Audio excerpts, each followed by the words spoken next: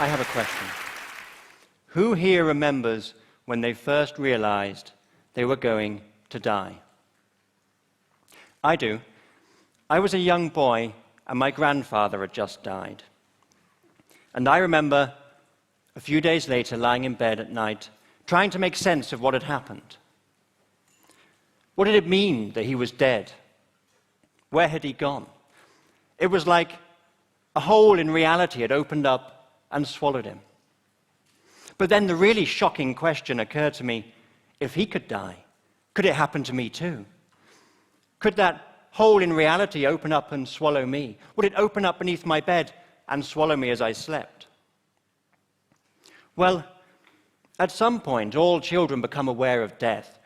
It can happen in different ways, of course, and usually comes in stages. Our idea of death develops as we grow older.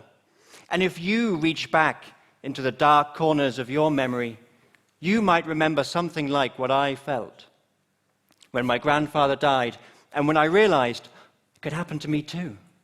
That sense that behind all of this, the void is waiting. And this development in childhood reflects the development of our species. Just as there was a point in your development as a child when your sense of self and of time became sophisticated enough for you to realize you were mortal. So at some point in the evolution of our species, some early humans' sense of self and of time became sophisticated enough for them to become the first human to realize, I'm going to die. This is, if you like, our curse. It's the price we pay for being so damn clever. We have to live in the knowledge that the worst thing that can possibly happen one day surely will. The end of all our projects, our hopes, our dreams, of our individual world. We each live in the shadow of a personal apocalypse. And that's frightening. It's terrifying. And so we look for a way out.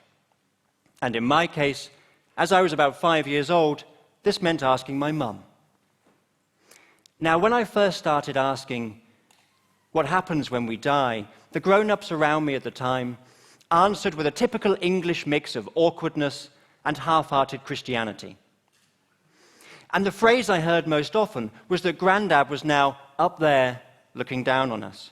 And if I should die too, which wouldn't happen, of course, then I too would go up there. Which made death sound a lot like an existential elevator. Now, this didn't sound very plausible. I used to watch a children's news program at the time, and this was the era of space exploration. There were always rockets going up into the sky, up into space, going up there. But none of the astronauts, when they came back, ever mentioned having met my granddad or any other dead people.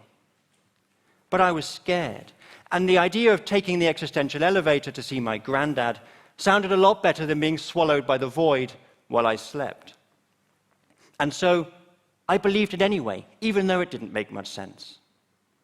And this thought process that I went through as a child, and have been through many times since, including as a grown-up, is the product of what psychologists call a bias. Now, a bias is a way in which we systematically get things wrong, ways in which we miscalculate, misjudge, distort reality, or see what we want to see. And the bias I'm talking about works like this. Confront someone with the fact that they are going to die, and they will believe just about any story that tells them it isn't true, and they can instead live forever, even if it means taking the existential elevator. Now, we can see this as the biggest bias of all. It has been demonstrated in over 400 empirical studies. Now, these studies are ingenious, but they're simple. They work like this. You take two groups of people who are similar in all relevant respects, and you remind one group that they're going to die, but not the other. Then you compare their behavior. So you're observing how it biases behavior when people become aware of their mortality. And every time you get the same result. People who are made aware of their mortality are more willing to believe stories that tell them they can escape death and live forever. So here's an example. One recent study took two groups of agnostics. That is, people who are undecided in their religious beliefs. Now, one group was asked to think about being dead. The other group was asked to think about being lonely. They were then again asked about their religious beliefs. Those who had been asked to think about being dead were afterwards twice as likely to express faith in God and Jesus. Twice as likely. Even though before they were all equally agnostic, but put the fear of death in them and they run to Jesus. Now, this shows that reminding people of death biases them to believe, regardless of the evidence. And it works not just for religion, but for any kind of belief system that promises immortality in some form, whether it's becoming famous, or having children, or even nationalism, which promises you can live on as part of a greater whole. This is a bias that has shaped the course of human history. Now, the theory behind this bias and the over 400 studies is called terror management theory. And the idea is simple. It's just this. We develop our worldviews, that is, the stories we tell ourselves about the world and our place in it, in order to help us manage the terror of death. And these immortality stories have thousands of different manifestations. But I believe that behind the apparent diversity, there are actually just 4 basic forms that these immortality stories can take. And we can see them repeating themselves throughout history, just with slight variations to reflect the vocabulary of the day. Now, I'm going to briefly introduce these 4 basic forms of immortality story, and I want to try to give you some sense of the way in which they're retold by each culture or generation using the vocabulary of their day. Now, the first story is the simplest. We want to avoid death. And the dream of doing that in this body, in this world, forever, is the first and simplest kind of immortality story. And it might at first sound implausible, but actually almost every culture in human history has had some myth or legend of an elixir of life, or a fountain of youth, or something that promises to keep us going forever. Ancient Egypt had such myths, ancient Babylon, ancient India. Throughout European history, we find them in the work of the alchemists, and of course, we still believe this today. Only we tell this story using the vocabulary of science. So 100 years ago, hormones had just been discovered. And people hoped that hormone treatments were going to cure aging and disease. And now instead we set our hopes on stem cells, genetic engineering and nanotechnology. But the idea that science can cure death is just one more chapter in the story of the magical elixir, a story that is as old as civilization. But betting everything on the idea of finding the elixir and staying alive forever is a risky strategy. When we look back through history, and all those who have sought an elixir in the past, the one thing they now have in common is that they're all dead. So we need a backup plan. And exactly this kind of plan B is what the second kind of immortality story offers. And that's resurrection. And it stays with the idea that I am this body, I am this physical organism. It accepts that I'm going to have to die, but says, despite that, I can rise up and I can live again. In other words, I can do what Jesus did. Jesus died, he was 3 days in the tomb, then he rose up and lived again. And the idea that we can all be resurrected to live again is orthodox belief, not just for Christians, but also Jews and Muslims. But our desire to believe this story is so deeply embedded that we are reinventing it again for the scientific age. For example, with the idea of cryonics. That's the idea that when you die, you can have yourself frozen. And then at some point, when technology is advanced enough, you can be thawed out and repaired and revived and so resurrected. So some people believe an omnipotent God will resurrect them to live again, and other people believe an omnipotent scientist will do it. But for others, the whole idea of resurrection, of climbing out of the grave, is just too much like a bad zombie movie. They find the body too messy, too unreliable to guarantee eternal life. And so they set their hopes on the third, more spiritual immortality story, the idea that we can leave our body behind and live on as a soul. Now, the majority of people on earth believe they have a soul, and the idea is central to many religions. But even though in its current form, in its traditional form, The idea of the soul is still hugely popular. Nonetheless, we are again reinventing it for the digital age.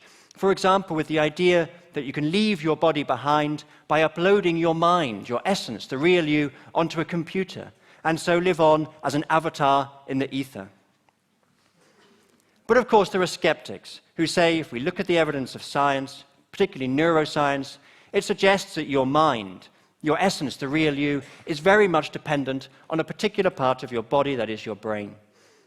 And such skeptics can find comfort in the fourth kind of immortality story, and that is legacy. The idea that you can live on through the echo you leave in the world, like the great Greek warrior Achilles, who sacrificed his life fighting at Troy so that he might win immortal fame. And the pursuit of fame is as widespread and popular now as it ever was. And in our digital age, it's even easier to achieve. You don't need to be a great warrior like Achilles or a great king or hero. All you need is an internet connection and a funny cat. But some people prefer to leave a more tangible, biological legacy. Children, for example. Or they hope to live on as part of some greater whole, of a nation or a family or a tribe or their gene pool. But again, there are skeptics who doubt whether legacy really is immortality. Woody Allen, for example, who said, "I don't want to live on in the hearts of my countrymen. I want to live on in my apartment." So those are the four basic kinds of immortality stories, and I've tried to give just some sense of how they're retold by each generation with just slight variations to fit the fashions of the day. And the fact that they recur in this way, in such a similar form but in such different belief systems, suggests, I think, that we should be skeptical of the truth of any particular version of these stories.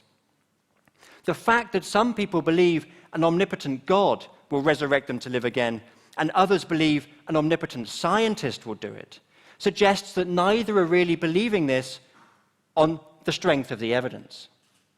Rather, we believe these stories because we are biased to believe them, and we are biased to believe them because we are so afraid of death. So the question is, are we doomed to lead the one lives we have in a way that is shaped by fear and denial? Or can we overcome this bias? Well, the Greek philosopher Epicurus thought we could. He argued that the fear of death is natural, but it is not rational. Death, he said, is nothing to us, because when we are here, death is not. And when death is here, we are gone. Now, this is often quoted, but it's difficult to really grasp, to really internalize, because exactly this idea of being gone is so difficult to imagine. So 2,000 years later, another philosopher, Ludwig Wittgenstein, put it like this: death is not an event in life. We do not live to experience death. And so, he added, in this sense, life has no end. So, it was natural for me as a child to fear being swallowed by the void, but it wasn't rational, because being swallowed by the void is not something that any of us will ever live to experience. Now, overcoming this bias is not easy because the fear of death is so deeply embedded in us. Yet when we see that the fear itself is not rational, and when we bring out into the open the ways in which it can unconsciously bias us, then we can at least start to try to minimize the influence it has on our lives. Now, I find it helps to see life as being like a book. Just as a book is bounded by its covers, by beginning and end, so our lives are bounded by birth and death. And even though a book is limited by beginning and end, it can encompass distant landscapes, exotic figures, fantastic adventures. And even though a book is limited by beginning and end, the characters within it know no horizons. They only know the moments that make up their story, even when the book is closed. And so the characters of a book are not afraid of reaching the last page. Long John Silver is not afraid of you finishing your copy of Treasure Island. And so it should be with us. Imagine the book of your life. Its covers, its beginning and end are your birth and your death. You can only know the moments in between, the moments that make up your life. It makes no sense for you to fear what is outside of those covers, whether before your birth or after your death. And you needn't worry how long the book is, or whether it's a comic strip or an epic. The only thing that matters is that you make it a good story. Thank you. Thank you.